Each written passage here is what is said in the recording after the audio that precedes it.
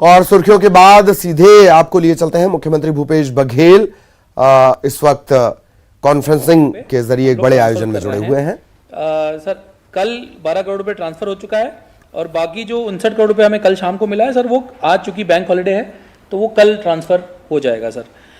इससे मैं बीच में सर एक शॉर्ट एक वीडियो दिखाना चाहूँगा, आप वीडियो अगर प्ले कर सकें।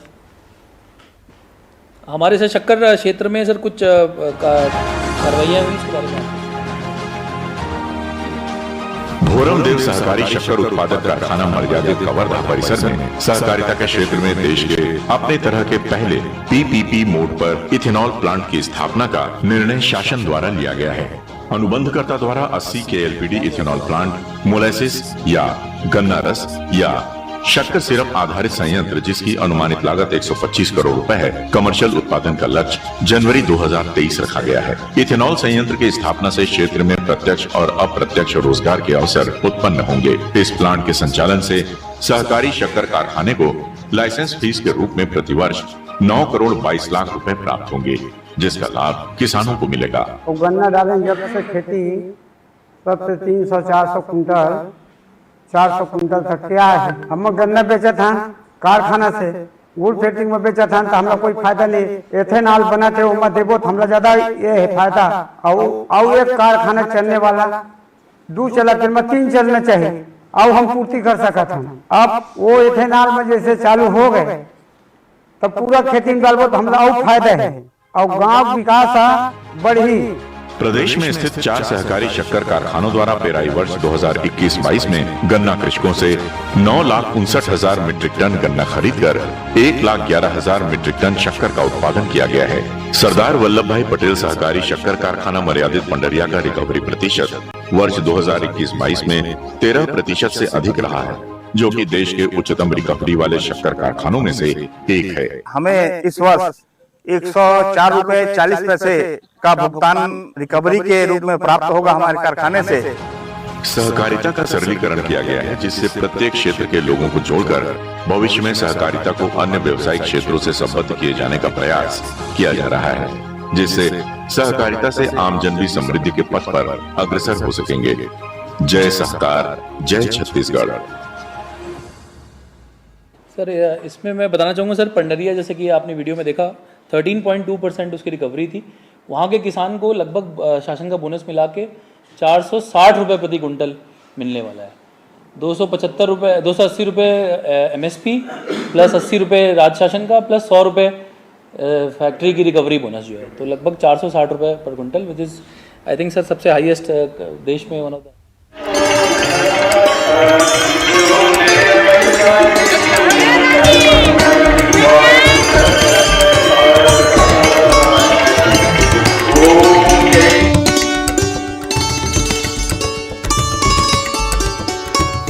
तो अब बात कार्तिक पूर्णिमा की। कार्तिक पूर्णिमा और देव दीपावली पर अलग अलग शहरों के घाटों पर आस्था का सैलाब नजर आया। नदियों में श्रद्धालुओं ने आस्था की डुबकी लगाई और दीपदान कर पुण्य अर्जित किया।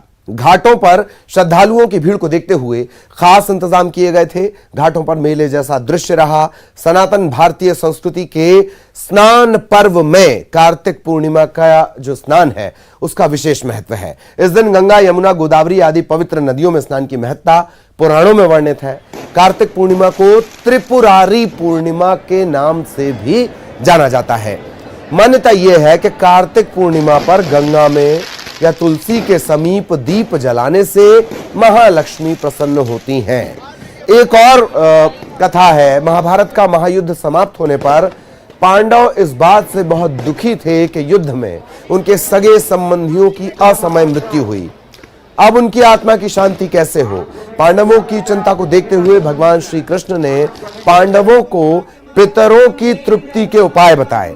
इस उपाय में कार्तिक शुक्ल अष्टमी से लेकर कार्तिक पूर्णिमा तक की विधि शामिल थी। हम आपको अलग अलग शहरों की तस्वीरें भी दिखा रहे हैं।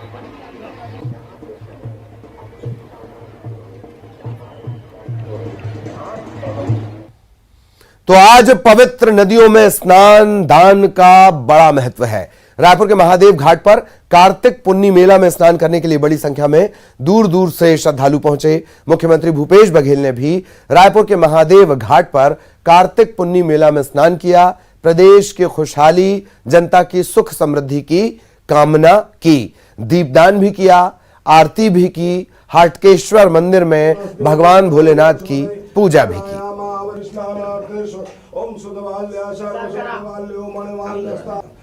ओम हरि ओम महाजात से शापुरुखा सहस्राजात स्नान करने के बाद हटकेश्वर महादेव के और यहाँ हजारों के तादाद में श्रद्धालु आए हैं।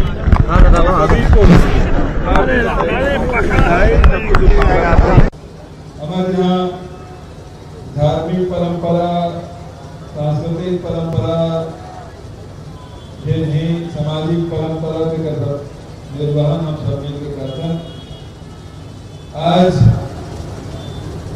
गोधन न्याय योजना की 55वीं किस्त गृह मंत्री जारी कर लगभग 5 करोड़ 35 लाख के आसपास की राशि के आज प्रकाश पर्व भी है। गुरु नानक देव की जयंती और गुरु नानक देव की छत्तीसगढ़ से बड़ा गहरा नाता। अमरकंटक के पास कबीर चबूतरा है, जहाँ गुरु नानक देव कबीर जी के भेंट होली से हमारे महासमुंद जिला में गढ़फुलझर में होकर आगमन की भी जानकारी है और कैसे गढ़फुलझर एक पर्यटन स्थल के रूप में विकसित करेगा, हम फैसला भी करें। महादेव घाट के भी विकास के बारे में पिछले समय हम घोषणा कर रहे हैं, ऐसा बजट के शामिल करबो और ये विकास कार्य हमारा करना है। देखिए, हटकेश्वर महादेव जी का बहुत ही प्राचीन मंदिर है और शुरू से ही यहाँ पर ये कार्तिक पुन्नी का स्नान किया जाता था। मुख्यमंत्री साहब बाल्यकाल से यहाँ पर आते रहे और मुख्यमंत्री बनने के बाद पिछले 4 साल से लगातार जो इसको ऐतिहासिक से ऐतिहासिक बनाया जा रहा है। मैं समझता हूँ कि हिंदुस्तान का पहला ऐसा ये शहर होगा और ये ऐसा तट होगा जो कार्तिक पुन्नी के नाम से जिसको बहुत एक धरोहर के रूप में देखा जा रहा है, क्योंकि मुख्यमंत्री जी जब बाल्यकाल से यहाँ आते रहे और मुख्यमंत्री बनने के बाद उन्होंने इन 4 सालों में इसको ऐतिहासिक से अच्छा बनाने का सोच लिया था। मैं समझता हूँ छत्तीसगढ़ राज्य बनने का सपना जिन लोगों ने देखा था, आज वो सपना मुझको लगता है। और कार्तिक पूर्णिमा के मौके पर नरसिंहपुर में नर्मदा तट पर श्रद्धालुओं का सैलाब उमड़ा। मां नर्मदा में स्नान और पूजन के लिए भगवान ब्रह्मा की तपोभूमि ब्रह्मांड घाट, इससे बरमान घाट भी बोलते हैं लोग, झिकोली घाट, झांसी घाट, ककरा घाट, ऐसे सभी तटों पर आस्था का जमावड़ा नजर आया।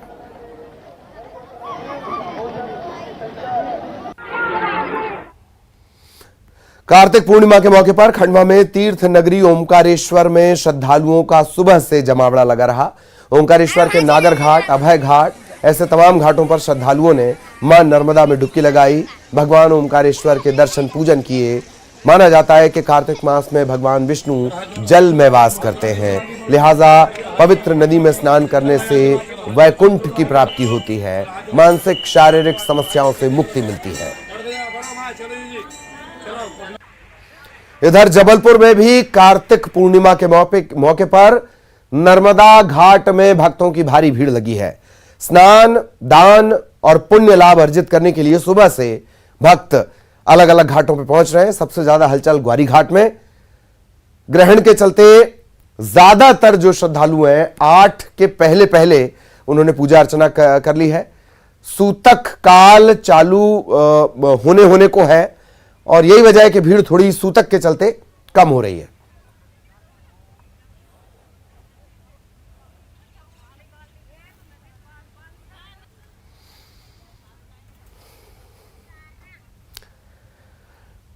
तो जबलपुर में कार्तिक पूर्णिमा के मौके पर नर्मदा घाट में भक्तों की भारी भीड़ लगी है। न सिर्फ जबलपुर बल्कि नर्मदा के तट, जहां जहां से जीवनदायिनी, मध्य प्रदेश की जीवनदायिनी नर्मदा निकलती हैं, वहां हर जगह पूजन, स्नान के लिए भक्तों की भीड़ उमड़ी। चूंकि सूतक काल भी है, साल का आखिरी चंद्र ग्रहण भी है और यह भी एक वजह है कि भीड़ धीरे धीरे कम भी हो रही है। ज्यादातर जो श्रद्धालु हैं उन्होंने 8 बजे के पहले ही पूजन, स्नान कर लिया है और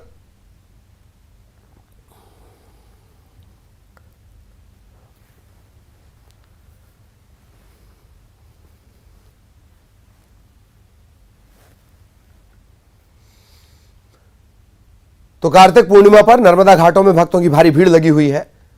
न सिर्फ नर्मदा बल्कि जो भी पवित्र नदी या पवित्र घाट है वहां पर भक्तों के पहुंचने का सिलसिला सुबह से शुरू हो गया था।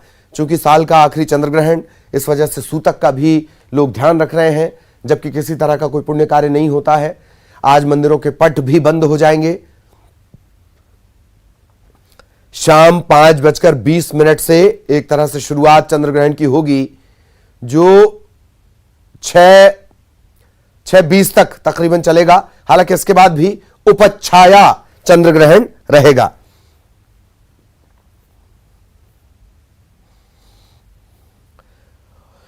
तो किस तरह के घाटों पर क्या स्थितियां हैं, प्रतीक हमारे साथ जबलपुर से जुड़ेंगे, शैलेंद्र हमारे सहयोगी नर्मदापुरम से हमारे साथ जुड़ेंगे। दोनों आपको नजर आ रहे होंगे, सीधा उन्हीं के पास आपको लिए चलेंगे। प्रतीक, पहले आपके पास आना चाह रहा हूं, किस तरह का अपडेट?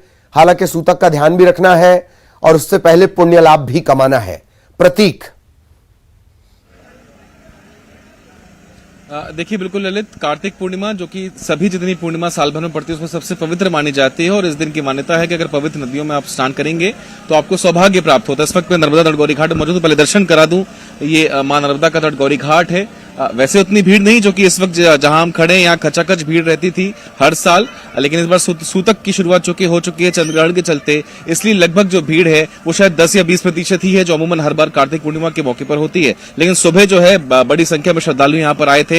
8 बजे के पहले ही लगभग श्रद्धालुओं ने पूजन पाठ और जो अर्चन है वो कर लिया था। मान्यता है कि आज भगवान भोलेनाथ ने त्रिपुरासुर राक्षस नाम का वध जो है, नाम के राक्षस का वध किया था और तमाम मान्यताएं जुड़ी हुई हैं। बहरहाल पुरोहित जो है वो यहाँ नर्मदा तट गौरी घाट में मौजूद हैं, उनसे भी हम समझेंगे। पंडित जी, बेशक उतनी भीड़ तो मुझे नहीं दिख रही, अमूमन आप बहुत व्यस्त रहते हैं पूजन पाठ में, लेकिन इस बार सूतक के चलते भीड़ उतनी नहीं है। पहले तो इस पूर्णिमा का महत्व बताइए और भीड़ क्यों नहीं है? आज कार्तिक की पूर्णो है। ये पूर्णिमा का अर्थ होता है कि हमको पूरा पुण्य मिल जाए। एक महीने का जो नर्मदा जी का कार्तिक स्नान, बैसाख स्नान, माघ स्नान, नर्मदा का, गंगा का, सप्त नदियों का जो स्नान है, तो यदि किसी को एक दिन मिलता है, किसी को एक सप्ताह मिलता है, किसी को 15 दिन मिलता है, लेकिन एक दिन जो पूर्णो आती है, पूर्णमासी का ये मतलब है कि जब पूर्णो आती है तो यदि एक दिन पूर्णो के दिन भी स्नान करेगा तो यात्री को पूरा एक महीने का पुण्य मिलेगा। ये पूर्णमासी का स्नान का महत्व है। कोई भी कार्य जो है पूर्णो के दिन हो जाए तो उसका पूरा महीना होता है महत्व, पूरा महीने का पुण्य मिलता है। आज कार्तिक मास की पूर्णमासी है। आज के दिन तो यहाँ पे इतना भीड़ रहता था कि जनता को संभाले नहीं संभलती थी जनता। हम लोगों को कथा पूजन एकदम बांटना पड़ती थी आज के दिन, लेकिन ग्रहण की वजह से, चंद्र ग्रहण की वजह से थोड़ा यहाँ का आज का माहौल जो है कम है। फिर भी लगभग भीड़ है। उपासक लोग अपनी अपनी उपासना में भगवान का भजन कर रहे हैं और ग्रहण मोक्ष के बाद उम्मीद है कि गौरी घाट में भीड़ का तांता लगा रहेगा, क्योंकि संस्कार धानी है। हमारा गौरी घाट संस्कार धानी के अंदर है। जबलपुर के संस्कार धानी वासियों के जो नागरिक हैं वो बहुत धर्म कर्म है और यहाँ पे हर भी पर्व, जो भी पर्व पड़ता है, यहाँ पे गौरी घाट में भीड़ पड़ती है। शाम को जब सूतक काल खत्म होगा ललित, जैसा बतला रहे हैं, उसके बाद बड़ी संख्या में श्रद्धालुओं की भीड़ इस घाट में उमड़ेगी। चूंकि अमूमन उपासना तो कुछ लोग कर भी रहे हैं, सूतक काल में अमूमन कुछ लोग तो सुबह से ही आ चुके हैं और आधे आधे डूब के भी उपासना में जुट गए हैं। कुछ गुप्त रूप से घाट के उस किनारे जाकर के पूजन पाठ भी कर रहे हैं। जी जी, शैलेंद्र भी लगातार बने हुए हैं। शैलेंद्र, नर्मदापुरम से क्या कुछ अपडेट? और अब तो घाटों पर भीड़ कुछ कम सी सूतक के चलते, सूतक की शुरुआत हो चुकी है। शैलेंद्र।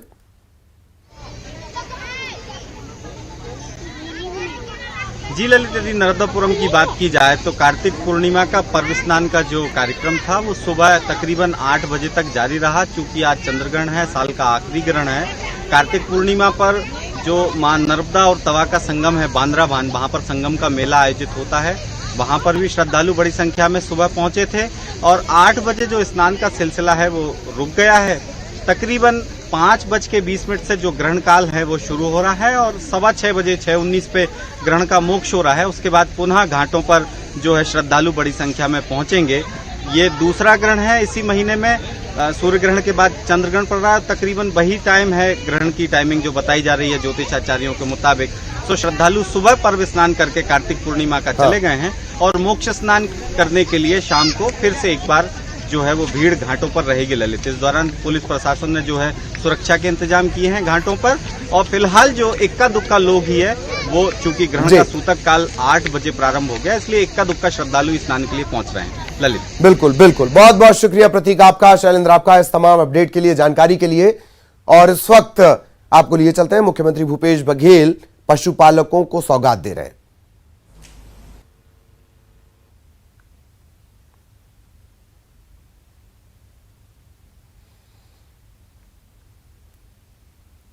गोधन न्याय योजना के तहत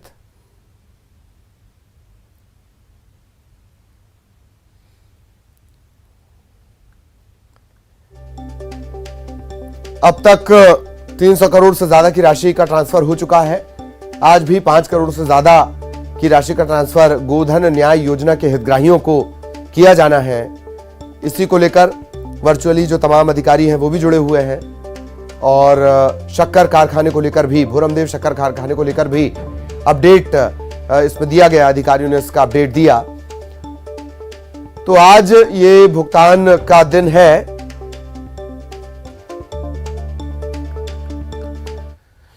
अब खबर भोपाल से, बीजेपी प्रदेश कोर कमेटी की बैठक शुरू हो चुकी है। मिशन 2023 की रणनीति को लेकर मंथन, सभी अभी जो है अनौपचारिक बैठक में नेता आपस में चर्चा कर रहे हैं। दोपहर 2 बजे कोर कमेटी की औपचारिक बैठक होगी। सीएम शिवराज, वीडी शर्मा, नरेंद्र तोमर, ज्योतिरादित्य सिंधिया, कैलाश विजयवर्गीय, ऐसे तमाम जो कोर कमेटी के सदस्य हैं वो इसमें शामिल हुए हैं।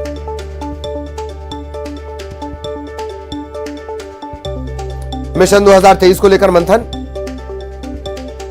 कोर कमेटी की बैठक 2 बजे शुरू होने वाली है।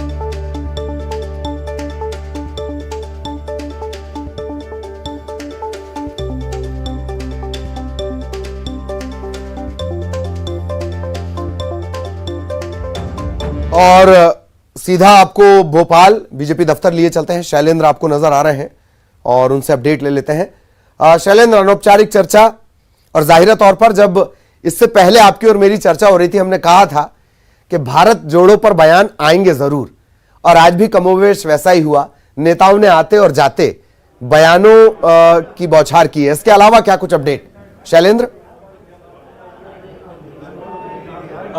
देखिए, बिल्कुल 2023 में मध्य प्रदेश में चुनाव होने और उसके ठीक पहले ये कोर कमेटी की बैठक हो रही है। हालांकि अभी जो है वो अनौपचारिक चर्चा हो रही है, जिसमें प्रदेश के जो तमाम बड़े नेता हैं उसके मौजूद हैं। इसके अलावा प्रदेश संगठन प्रभारी जो है मुरलीधर राव, उसके अलावा राष्ट्रीय संगठन सहमंत्री जो हैं वो शिवप्रकाश जी, वो भी यहाँ पर पहुंचेंगे। इसके अलावा हितानंद शर्मा जी, तमाम जो बड़े संगठन के बड़े नेता हों या प्रदेश के जो बड़े नेता हैं वो सारे लोग अभी बंद कमरे में उनकी बैठक चल रही है। हालांकि बैठक के पहले अंदर जाते हुए केवल इतना सा कहा कि मंथन का जो काम है वो बीजेपी में लगातार जारी रहता है और उसी कड़ी में ये मंथन हो रहा है। मंथन 2023 को लेकर है, क्योंकि किस तरीके से अब टिकट वितरण होगा, किस तरीके से किन सीटों पर क्या रणनीति रहने वाली, क्योंकि जिस तरीके से पिछले कुछ दिनों में देखा गया कि जिन सीटों पर कांग्रेस लगातार जीत रही है, या ये कहें कि बीजेपी को जिन सीटों पर हार मिल रही है, ऐसी सीटों को विशेष फोकस किया जा रहा है। इसके अलावा जातिगत आधार पर भी सीटों को अलग अलग भागों में बांटा गया है। सबसे अधिक फोकस जो है वो SC/ST वर्ग को लेकर है कि उन जो बाहुल्य सीटें हैं उनको कैसे जीता जाए, उस पर किस तरह की रणनीति हो, ये सारी जो है वो चर्चा के बिंदु है। हालांकि एक विषय ये भी है कि जिस तरीके से अभी गुजरात में चुनाव हो रहे हैं और ऐसे में मध्य प्रदेश के तमाम बड़े नेताओं की वहां पर ड्यूटी भी लगाई गई, तो वो उनकी भूमिका किस तरीके की रहने वाली है, एक विषय ये भी है। लेकिन जैसा कि आपने कहा कि सुबह एक बड़ी बात ये सामने आ रही है कि राहुल गांधी की जो भारत जोड़ो यात्रा है, जो 20 नवंबर को मध्य प्रदेश में प्रवेश कर रही है, और ऐसे में जब उनकी यात्रा मध्य प्रदेश आ रही हो और बीजेपी के नेता उस पर निशाना ना साधे, ऐसा तो कतई संभव नहीं होता है। चाहे वह कैलाश विजयवर्गीय हो या नरेंद्र सिंह तोमर हो, दोनों ही जो नेता हैं वो अपनी जुबानी बौछार जो है वो उन पर कर चुके हैं और कह रहे हैं कि केवल एक इवेंट है, इससे ज्यादा कुछ नहीं है, इससे प्रदेश को में भी कांग्रेस का कुछ भी भला होने वाला नहीं है। भले ही ये इसको एक बड़ा आंदोलन कहें या बड़ी यात्रा कहें, लेकिन उतनी ही बड़ी हार जो है वो मध्य प्रदेश में मिलेगी। इस तरह का बयान जो है वो कैलाश विजयवर्गीय की तरफ से आया है। लेकिन तमाम जो विचार हैं उनको लेकर अभी अनौपचारिक तौर पर मंथन चल रहा है, उन पर चर्चाएं हो रही हैं और 2 बजे जब औपचारिक बैठक होगी तो उसमें इन जो मूर्त रूप है, जो जिस तरह के जो बयान या सुझाव जो आएंगे उन पर मूर्त रूप दिया जाएगा। एक बात और कि जिस तरीके से पिछले दिनों रातापानी में जो बैठक हुई थी उसमें कुछ दिशा निर्देश जो है वो BL संतोष की तरफ से प्रदेश प्रभारी और प्रदेश के जो नेता हैं उनको दिए गए थे। अब उन निर्देशों का पालन करने के लिए अब वो समय आ गया है कि उन निर्देशों का पालन हो, और यही कारण है कि आज की बैठक में वो जो निर्देश रातापानी में मिले थे उन पर भी चर्चा होगी और आखिर उनको किस तरीके से जमीन पर उतारना है इस सबको लेकर भी मंथन होगा। जी शैलेंद्र, एक और महत्वपूर्ण बात भी, बीजेपी के लिहाज से मध्य प्रदेश उतना ही महत्वपूर्ण है मानो किसी प्रयोग की या नवाचार की प्रयोगशाला। गुजरात चुनाव में हमारे नेता जब जाएंगे तो तजुर्बे का इस्तेमाल भी करेंगे और तजुर्बा लेकर भी आएंगे 23 में इंप्लीमेंट करने के लिए। जी, गुजरात का मॉडल जो है वो पूरे देश भर में बीजेपी उसका प्रचार प्रसार करती है और बताती है किस तरीके से बीजेपी की सरकार ने गुजरात को एक विकसित प्रदेश बनाया है, किस तरीके से औद्योगिक का गढ़ बनाया है। ये सारी बातें जो बीजेपी की तरफ से गाए बगाए उनके बयानों में सामने देखने को मिलती है। खुद देश के प्रधानमंत्री नरेंद्र मोदी भी उसका भी उल्लेख अपने कई बार भाषणों में करते हैं। लंबे समय से वहाँ बीजेपी की सरकार है और एक तरफा सरकार वहाँ पर चल रही है, और ऐसे में मध्य प्रदेश में अगर 2018 का केवल थोड़ा सा समय कालखंड जो है वो निकाल दे तो ऐसा पूरा समय नहीं, लंबे समय लगभग 18 साल तो ऐसे मध्य प्रदेश में भी हो गए हैं कि लगातार बीजेपी काबिज है। गुजरात की तर्ज पर मध्य प्रदेश में भी आगे सत्ता की राह बरकरार बनी रहे, उसको लेकर कहीं ना कहीं मध्य प्रदेश के नेताओं को वहां भेजा जा रहा है। अपने 18 साल का अनुभव तो वहां वो शेयर करेंगे, लेकिन वहां का जो लंबा अनुभव है बीजेपी के कार्यकर्ताओं की रीति नीति, काम करने के तरीके का, उसको भी लेकर वो कहीं ना कहीं मध्य प्रदेश आएंगे, ताकि 2023 में जब जमीन पर बीजेपी उतरेगी तो कहीं ना कहीं उसका लाभ जो है वो इन नेताओं के माध्यम से जमीनी धरातल पर कार्यकर्ताओं को मिलेगा, और कार्यकर्ता जो है वो अपने अनुभव का, इनके जो अनुभव मिलेंगे उसका लाभ लेते हुए जो 23 की जो रणनीति है उस पर काम करेंगे, ताकि 23 की जो सत्ता की राह है वो बीजेपी के लिए आसान साबित हो सके। जी चलिए, बहुत बहुत शुक्रिया इस तमाम जानकारी के लिए। शैलेंद्र विस्तार से जानकारी दे रहे थे और नजर भी लगातार उनकी बनी हुई है। इस बीच रायपुर से बड़ी खबर आपको बता दें, आज कांग्रेस चुनाव समिति की बैठक होनी है। PL पुनिया, मोहन मरकाम, भूपेश बघेल इसमें शामिल होंगे, और बैठक पर प्रदेश के प्रभारी पुनिया ने बयान दिया है। भानु प्रतापपुर के प्रत्याशी के नाम पर चर्चा होगी और नाम तय किए जाएंगे। दिल्ली से प्रत्याशी के नाम फाइनल होंगे। प्रत्याशियों की सूची आज जारी हो, प्रत्याशी मतलब एक ही कैंडिडेट का नाम आज ये जारी हो, इसकी संभावना कम है, ये कहना है पुनिया का। आज कांग्रेस प्रदेश चुनाव समिति की बैठक है और खासतौर पे भानु प्रतापपुर उपचुनाव को लेकर प्रत्याशी कौन होगा इस पर मंथन होगा। हालांकि सबसे ज्यादा प्रबल संभावना ये दिखाई दे रही है कि सावित्री मंडावी जो है वो प्रत्याशी होंगी। PL पुनिया हमारे साथ मौजूद है, उनसे बात करते हैं। सर, चूंकि मोहन मंडावी वहां पे काफी जाना हुआ नाम थे और उन्होंने अपनी एक प्रतिष्ठा भी बनाई हुई थी, अब जो ये बात हो रही है, आज चूंकि कांग्रेस चुनाव समिति की बैठक है और ये कहा जा रहा है कि सावित्री मंडावी जो है वो प्रत्याशी हो सकती है कांग्रेस की तरफ से। देखिए, उपचुनाव का शेड्यूल घोषणा हो चुकी है और कौन कैंडिडेट हो ये तय किया जाएगा। आज रिकमेंड किया जाएगा। आज जो प्रदेश इलेक्शन कमेटी है उसकी बैठक है, जिसमें वरिष्ठ लोग हमारे तो मौजूद रहेंगे। यहाँ से जो संस्तुति होने के बाद हमारे राष्ट्रीय अध्यक्ष मल्लिकार्जुन खड़गे जी, उनके अनुमोदन के लिए भेजा जाएगा और तभी वो कैंडिडेट माना जाएगा। नाम की घोषणा आज नहीं होगी, घोषणा कर देंगे कि आज कोई घोषणा नहीं हो सकती। ये नाम तो जाएगा राष्ट्रीय अध्यक्ष, कांग्रेस पार्टी के राष्ट्रीय अध्यक्ष को, और वहां के अनुमोदन होने के बाद वहीं से घोषणा हो जाएगी। तो ये कांग्रेस के प्रदेश प्रभारी PL पुनिया, और उन्होंने बताया अलग अलग मसलों पर बात की और खासतौर पे बीजेपी के चेंजेस पे कहा कि बीजेपी के भीतर जो लगातार परिवर्तन हो रहा है कहीं ना कहीं ये बताता है कि भरोसा नहीं अपने लीडर्स पर। कैमरा पर्सन इमरान के साथ ममता लांजेवाल, न्यूज 18 छत्तीसगढ़, रायपुर। और अब खबर रायपुर से। प्रदेश के जो कांग्रेस के प्रभारी हैं PL पुनिया, उन्होंने बयान दिया है कि PCC अध्यक्ष पर फैसला राष्ट्रीय अध्यक्ष खड़गे लेंगे। मरकाम बदलेंगे या रहेंगे, ये फैसला मल्लिकार्जुन खड़गे लेंगे और हर तरह की संभावना बनी हुई है। हमारी चुनाव प्रक्रिया थी जिसमें ब्लॉक अध्यक्ष थे और जिला अध्यक्ष हैं, जिला कमेटी है, और जब प्रदेश अध्यक्ष और उसकी समिति स्टेट एग्जीक्यूटिव के चुनाव का समय आया और जो पीसीसी डेलीगेट्स इकट्ठे हुए, उस मीटिंग में उन्होंने प्रस्ताव पास किया कि हम एक राय होकर ये प्रस्ताव करते हैं कि राष्ट्रीय अध्यक्ष इसमें निर्णय लें कि यहाँ पर प्रदेश अध्यक्ष कौन हो, उनकी कमेटी में कौन कौन रहे। तो अब राष्ट्रीय अध्यक्ष को निर्णय लेना है और उसमें वो ये भी रख सकते हैं, परिवर्तन भी कर सकते हैं, ये उनका इंतजार करना पड़ेगा। काफी कम समय रह गया सर, क्योंकि चुनाव काफी करीब आ रहे हैं और ऐसा लगता है कि डिसीजन में अभी तो उन्होंने कार्यभार ग्रहण किया है और पूरे पूरे हिंदुस्तान भर का मामला है, सब जगह का उनको देखना है और वो सब होगा। पहले से परिस्थितियां बदल गई आपको लगता है? क्योंकि पहले जब आप आए थे, मेरी ही आपसे बात हुई थी, तब यह एक इशारा था कि शायद मोहन मरकाम न बदलें, लेकिन अब लगता है कि क्या इस तरह की कोई नहीं, ऐसा जरूरी नहीं है अब, क्योंकि ये निर्णय, अंतिम निर्णय लेना उन्हीं को है। जब हमसे चर्चा होगी तो उसको बताएंगे। और इसी के साथ इस बुलेटिन में इतना ही। खबरें जारी रहेंगी।